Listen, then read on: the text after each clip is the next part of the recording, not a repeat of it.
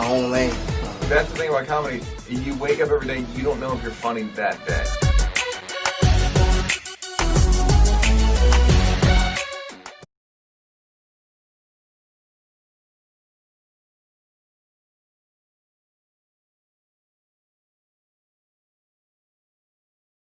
Without further ado, man, not even going to delay. Every week that I'm afforded this opportunity, I like to reach out to some people that I think that you should know. And so I reached out to the big homie, a friend of mine, an industry talent who's doing a lot of big things right now, stand-up comedy, writing, producing, and she just got nominated for an Emmy. So without further ado, I'd like you to please welcome to the program the new friend of the show from HBO's Euphoria, Miss Nika King, ladies and gentlemen. What's up? What's up? What's good Mr. with Lamont you? King. Yeah. We might be related. Have we ever talked about that? We did in the very beginning. We've known each other for a few years, and in the very beginning, I was like, "Hey, man, we might be cousins." We might Could be cousins. You got folks in Mississippi? Not that I know of, not that I recall, but you know, in this American situation, this foundational situation, you would never know. You know what I mean? Anything is possible. Now, I remember you're from Florida, though, right?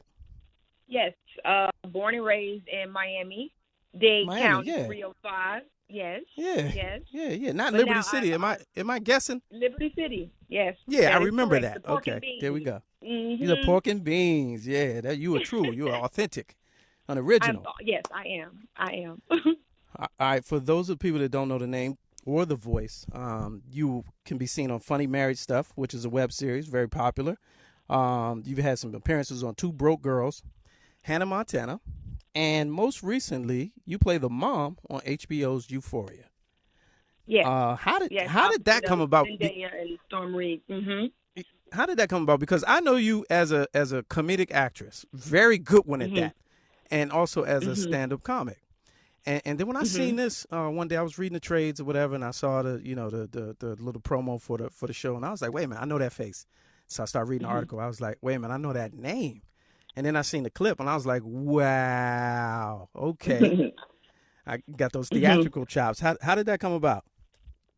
Well, a lot of people don't know this, but I actually have a theater degree from the University of Florida. I'm a Gator, so I do this. So comedy was just my way of kind of breaking into the industry. It was something I was most comfortable with. It was something I could do on my own. You know, it doesn't take anyone to really put you on if you just want to go on a stage and tell some jokes. So comedy was like my effort to kind of get into the industry, become a threat, and then, you know, show Hollywood, hey, you can't put me in a box. I can do comedy, I can do drama, I can do sketch. So, you know, and in Hollywood, you got to multitask. Yeah, absolutely. You got to be multi-hyphenated to get without question. You know, to get somewhere. Now, in those early days, and I say early days of when we were kind of moving around in LA at the same time, you were very big in sketch, and you were doing a lot of different things.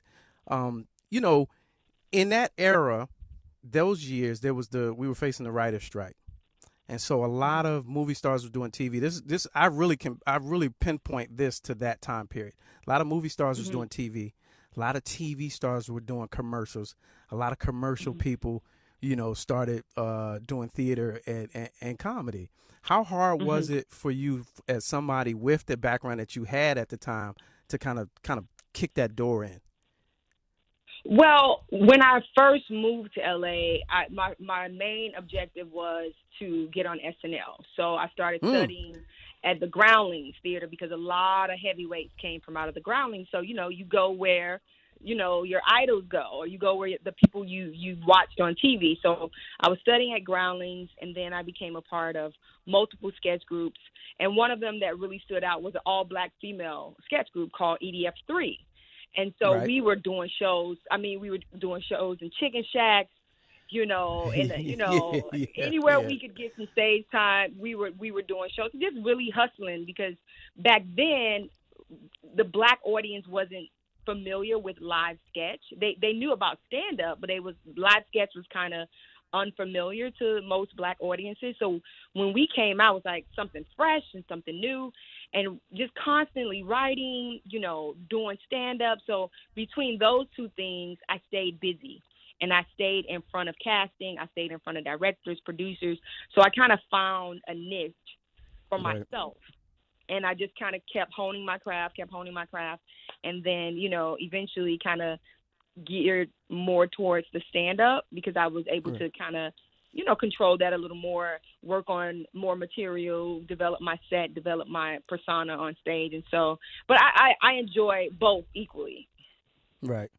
Now talk about the show. I don't know if that answered the question, but no, it definitely did, because that's a hard thing to navigate, especially when you came to LA with a plan, right? And you also know that Hollywood, don't really respect plans. So a lot of it is time and place. They like, this your plan? Okay, let me show you. Yeah, what this your we plan. do with that. yeah, F your plan. You know what I mean? Right. So that's commendable in and of itself. And I remember EDF3. That was Elite Delta Force 3, wasn't it? And Robin Thede and all of them. Mm-hmm. Yeah, that was Spencer, Angie, Lachey. Yeah, we had a nice. I mean, we was clicked up. We had a nice thing going, and a lot of people remember those days. It's just nice to kind of have that, in your repertoire. It's something I'll never forget. It was definitely a great time in my life. Nikia Turner, I think she was with y'all, right? Yep, and Dara Wilson. We was deep. Mm-hmm. And that led to what we saw with her most recently, a Black Girls sketch show. Is that Black what it was Lady called? Sketch Show. Mm-hmm. Yeah, Black Lady. It's also nominated for 3 Emmys. So yeah, man, we're all winning. Like this is a good time to be a Black woman, a funny Black woman. Yes. So SNL, is that still a thing? Is that like on hold? I'm on the short list. I could get a call any day and put on my sketch comedy panties and get the running up to New York. I might get the call. I might, but we'll see. It's how Hollywood is. You never know. You never know what's going to come around. But right now, my focus is, shooting season 2 of Euphoria, getting ready to hopefully get that done before the year ends with, with everything's happening with COVID-19. They want to make sure everyone's safe, so we'll see. We'll see. Now, is that finishing season 2? Have you started and y'all had to put the brakes on it, or would that be a restart for y'all? Well, the crazy thing was we were actually going to start shooting that Monday, and COVID happened Friday. Okay. And it was because, everybody was super excited. We were done with the table reads. People were just like, we were glowing. We were like anticipating such an amazing second season, and then COVID happened. So that kind of put the brakes on everything. And I think, HBO is really good about taking care of their talent and production and stuff like that. So they wanted to do the right thing. So we're just now in kind of like a holding period. But while that's happening, got to keep creating. I'm doing my own thing, writing, developing shows and stuff like that. So it's always bittersweet, when you're dealing with something like this that's literally out of your hands. We're joined today by Nika King from HBO's Euphoria, Emmy-nominated Euphoria. And I was reading up on it, and executive produced by Drake. What give a little background on the show and why it's been received so well. Champagne Poppy, and why it's been received so well. It's just one of. It's just a show that resonates with young people and older people. It's amazing. My mom's friends watch the show, and they're like, when is season 2 coming back? I'm like, Sister Cora, now what you doing watching Euphoria? Go make a sweet potato pie. Just go sit down somewhere. But, people want to watch it because, it tackles so many different issues, whether that's, addiction, whether that's, self-worth, identity crisis, family dynamics. So I think we have like the all perfect show. And I think that's what people resonate with. It's gritty, it's real, it's raw, but I don't think anyone can not look at this show and not take away something valuable for themselves or for their kids or their grandkids or, a family member. So Euphoria is definitely a game changer when you think about dramas and how it's presented, written, beautifully shot. I mean, I'm just blessed to be a part of it. Right. Now, I was reading a Forbes article where they were talking to you, and they were saying how you started to do research for the role of the mom dealing with a teen addict child, and you couldn't really find a lot of info on teen addiction. And I find that odd because we always hear about the opioid crisis and teens who overdose and how it's it's a pandemic. It's not pandemic, but at epidemic proportions for that age group. Right. Why is it that there are no numbers or no readily available information if that's such a big segment or if it's such a big problem?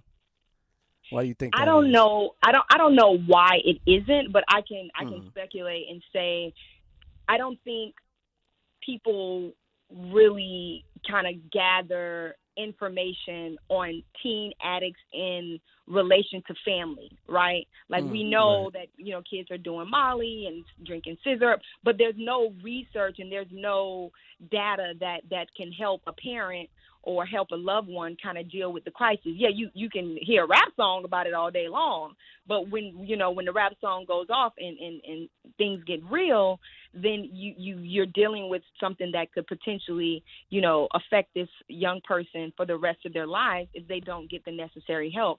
So when I was looking for books or videos or going on YouTube, it wasn't a lot with teenagers. And I think there might be a stigma attached to that, and maybe people shy away from that. But I think now we're in an era where, mental health, especially now after this, quarantine, people are going to, and the numbers for, addiction and opioid overdoses are still increasing. Like people are still using drugs, Yes. and probably yes. more so because of more our so situation. now. So, Coping. yeah, man. Yeah, so we got to make sure we take care of each other and we look out for these young people because, it only takes one time and that's it. So, I'm very passionate towards, just mentoring young people who want to be in the industry. That's why I created a tech platform called Jelly. And we can talk more about it. Yeah, I don't know how you got your question set up. You professional. I go with the flow. Now I want to hear about it. We need to hear about the jelly. We need to hear about jelly. it.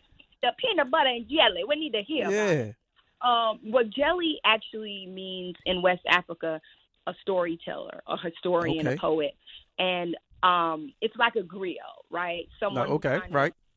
It's an oral tradition. And when I started thinking about my story and where I came from and the obstacles I had to overcome, I said, wow, it would be amazing if I could create something that could basically give back to the community of Black creatives. So I came up with Jelly, and right now we're developing a product, an app, where people can literally go on and get matched up with mentors in the entertainment industry. Because I remember when I started in the game, I did not have a mentor. And I've asked multiple people to be my mentor. Yeah, same here. Same here. When we were doing stand-up, we were just happy to be around. If we could, rub elbows with some of the, comedians that we saw growing up and kind of get some advice. It's kind of rare because people in the industry, they can have a kind of a closed, network or a kind of like scarcity mindset. And I want to break that. I want to break down that wall, and I want to open up my network and become more generous with resources that I have. So now, that's why I created Jelly. You know what's fascinating about that that industry in particular is probably one of the most impossible, you would think, the most impossible industries to have a mentor in. Because, and stand-up comedy specifically, because, at the time when I was new, you asked for input, you asked for advice, and a lot of times you'll get met with the energy that, well, I had to work for everything I got, so you're just going to have to experience it and go through it yourself. Right. As opposed to if you in construction or IT, you literally just go to the person above you and be like, teach me how to get to where you at. But in comedy and entertainment, it ain't like that because everybody's still competing. Right. And So that's what I want Jelly to do. If a 17-year-old comedian, emerging comedian, or artist or writer, I don't want them to have creative. to go through what I went through. Why not? Right. Why would I want Right. them to experience what I've had to experience? Because I want to see people win. Like, I truly want Right. to see, and especially Black and brown creatives, we have to understand that we have the power and the energy to kind of bring up that generation behind us, so that now I set a seat at the table. Now there's somebody bringing up a chair. Now there's somebody bringing up a plate of food. Now we're all eating, and everybody's on like this one page, and this unity, this unified mindset. And, it's gonna take Right. some work. It's gonna take some work, Yeah. but Yeah. that's what it's all about. You gotta put it out there, and hopefully people will gravitate towards it. Now, is this something that's in development, or it's done? It's Oh up. yeah. Oh no, it's in development. It's right now. I Okay. want people to go to the website, Let's see. www.jelly.life, Okay. LIFE. Sign up. You can register as a mentee, a mentor, or both. Or if you have a nonprofit or organization that's focusing on diversity and inclusion, we want to be partners with you. So yeah, we're just telling people to go to the website, find out more information, and then let's start moving towards really getting true diversity and inclusion in the industry. That's awesome. I'm on it now, right? So I'm simple minded, right? I'm easily impressed. The logo is hard though. Thank Like you. I put the some time into it. I put some time, and yeah. it's got an abstract quality to it. It's Yes. got an abstract Yes. quality to it. Yeah, Like the it crown. looked like Hmm. yeah, on the J. It looked like some socks though. You could like I feel like putting that on some socks would be a win too. That Oh would be a yeah, definite okay. win. All Look, right, so that's 5% for you. You get 5% for merch. I I'll got take it. I'll take it. So I'm perusing the site. Now let's unpack this. So I'm a creative. I just graduated high school. I had dreams of going to the big city, one of the bigger markets, to get into entertainment. But now, I'm at the crib. Life has changed. The way we do things has changed. But I would love to reach out to somebody who's doing what I want to do in the industry and have them give me input and advice. Me signing up on this site, how does that connect me to somebody like that? Okay, so we like to say at Jelly, we want to cross all mediums, right? And let's say you said an artist or a creative. Let's say you're a writer Right. in Okay. Alabama, and Right. you know with COVID, there's not a lot of moving around. There's not a lot of flying.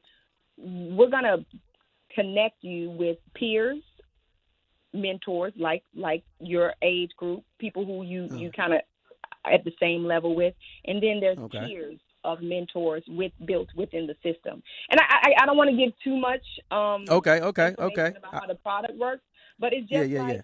it's just like a Tinder meets Slack, There where we go. you're coming there for your daily motivation. You're sharing your story. Hey, I just wrote a spec script. Can someone read this for me and tell me am I On the right page with more it. character development, or Yeah. so you're coming there and you're getting the resources that you need. And Jelly is like the hub, right? Like, Yeah, and if yeah. let's say you can't get what you need on Jelly, then you'll be directed to the right place or the right person. Yeah. Okay. All right. Yeah. I wasn't trying to have you give away the meats of it or the inside, but I The wanted to. meat. I'm looking, and it's a community, and we always talk about these platforms that aren't owned and controlled by us, and we complain about them, and then the last 2 years they take down our posts, and we get censored and bots and all that, and then the response is always, well, put up your own. And here's one that is this is a platform, this is a community, so this is a big deal. I like it. Round of applause for this. We're gonna give you that real Well, quick.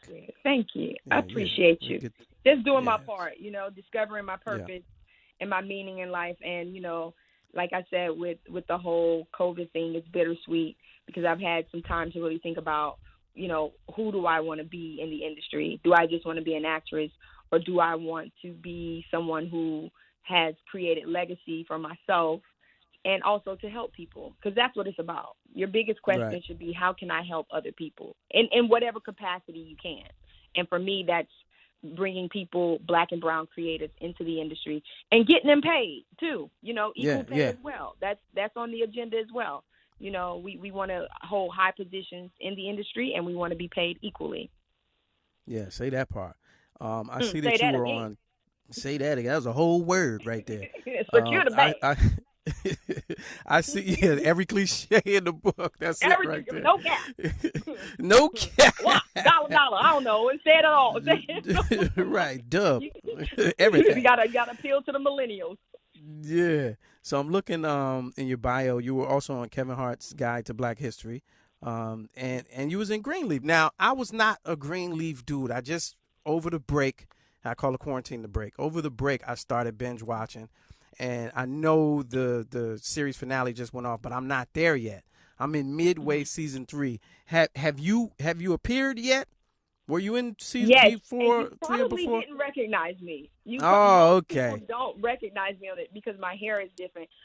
But I play the youth pastor. Oh, the attorney. The newscaster. The youth pastor with the youth pastor with the kids. Oh, that's right. Yeah, the Pastor little Sunday Ramona. school joint. Yeah. Little children's church joint. Oh, okay. See, God don't take it too far from the truth. I've always been, I used to be a teacher. I used to teach high school. So I've always had, I've had this kind of connection with younger people. So for me, it's no mystery why I would want to do something like Jelly and, bring kids up, because I've experienced it firsthand with myself and also teaching, right out of college, seeing, kids wanting to be actors and directors and producers, but not knowing how. Now, when you deal with the young peoples, how do you convey to them that there's no real time limit on success? Because, they're impatient. They instant gratification, blah, blah, blah. But they would look at you as an overnight success, not realizing how many years you done grinded it out, in the game. How do you convey that it takes time? When you're talking with young people, it's kind of like you want to believe they're listening to you. You want to believe that they're engaged, because sometimes their body language or their lack of interest isn't really obvious. But anytime you're talking to a young person, you have to be upfront and direct with them, and whatever fall upon their ears and whatever they choose to hold on to, you just hope that's the thing that keeps them moving towards their dream. Even when I was teaching high school, a lot of the kids didn't come to class prepared, was, maybe they're dealing with, abuse at home that you don't know about. So it's a lot of things, but you just have to keep pouring into kids, right? Because they'll never forget that teacher that kept telling them, you can do whatever you want to do, and truly mean it. Now, it's going to be hard. Nothing is easy. You're going to have to work for it. But I'm just upfront with kids. Like, nothing is overnight. Don't look at social media and think you're going to be instantly famous or you're going to go viral, or, just keep working hard at your craft, because at the end of the day, nobody can take that away from you. Nobody can nobody can take away my experiences in the industry and the hard work and the diligence that I had to pursue where I am today. You know what I mean? Because that's a universal law. You reap what you sow. You know what I mean? A wise person once told me, you can outwork talent, but you can't outwork hard work. Say that again. I just kind of made that up. But still, you made that up. But it was good though. You said it sounded. I said, okay, that sounds like you was like you paused for a minute. You was like, all right then. Okay, okay. Yeah, niggerties. Hey, so look, I got the niggerties. So Drake is the executive producer of HBO shows Euphoria. What is that like? Is it one of those, Suge Knight moments where you got a executive producer all in the video, No. all on set. Man, You know what I'm saying? no. I've met Drake, at our rap parties and just being at HBO events, and he was at the table read, and he's just like a cool guy. You know what I mean? He's very involved with the whole process. He gets it. He understands it. I've even asked him like, "Yo, when you gonna do a cameo on the show?" He was like, "Nah, y'all got that. You guys have such amazing chemistry. I don't want to mess that up." And I don't think he would. I think he would only add to, Right. what we have. But, in due time, you never know. You never know. Yeah. I mean, he's an actor first, Drake. Just say you ain't want to do it. Don't give up all that rap. You know what I'm saying? He's like, Just say, I got music to make, okay? yeah. Damn. Hold up. Wait. Damn. I can't do it. Wait. Hold up. Just say you don't want to do it. But no, he's definitely one of the cooler producers I've worked with. Right. Well, that's big. All right. If not, well, Nika King. Yes, Nika that's King, me ladies all and gentlemen, day. from HBO's Euphoria, plays Zendaya's mom on the show. Round of applause for Nika King, right here, joining us. While I was waiting for the sound effect, but we're just going. Yeah, there you go. Just blow it to the phone. There we go. My man smears with 4 hands. He got 4 things going all at the same time. But yeah, I appreciate you coming through, man. I'm gonna have to binge watch the show as well, and hopefully, when y'all get the second season jumping, I can be tuned in and plugged in. What's by way of your own projects? What do you got cooking right now, other than that? Well, I'm working on a 1 hour. I'm developing a show. I'm planting some tomatoes. I'm mowing the grass. I'm doing it all. I'm keeping busy. I'm not staying stagnant. We not doing the stagnant. So just keeping the energies up, keeping it positive, and just continuing my brand, working on my brand, and just more content for the world, for the people. For the world. Now the home gardening thing. Tell me your success rate. Now you got the tomatoes and the peppers jumping. Let's not end on that note. The first 10 times really didn't go so well. I got to get my mom on the phone. She's the master gardener. But my mom is, she's kind of helping me, guide me to my own garden, because she has her own restaurant. And I'm a partner in that, and I do more of the business stuff. She's the chef. I'm the business administration part of the business. It's called Blue Tree Cafe. Yep. So we're doing 2 virtual restaurants into one. It's like a multi-brand cloud kitchen. So I've convinced her to do one vegan for all my vegans out there, and the other one is for you meat eaters. We're bringing 2 options for the community, so people can, and we want to start kind of teaching, our people how to eat healthy and how to choose more healthy options. So yeah, Blue Tree Cafe coming soon. So I got a lot of things going, Lamont. You low key with it too. You're supposed to lead with that. You know what I mean? But there it is, ladies and gentlemen. Nika King, once again, I appreciate you stopping by. I wish you all the best. Super talented, hilarious. I can't wait for that special. That's gonna be yeah. Oh, you already know. I already know. All right, I'll holler at you. I appreciate you for stopping through. All right, stay safe out there.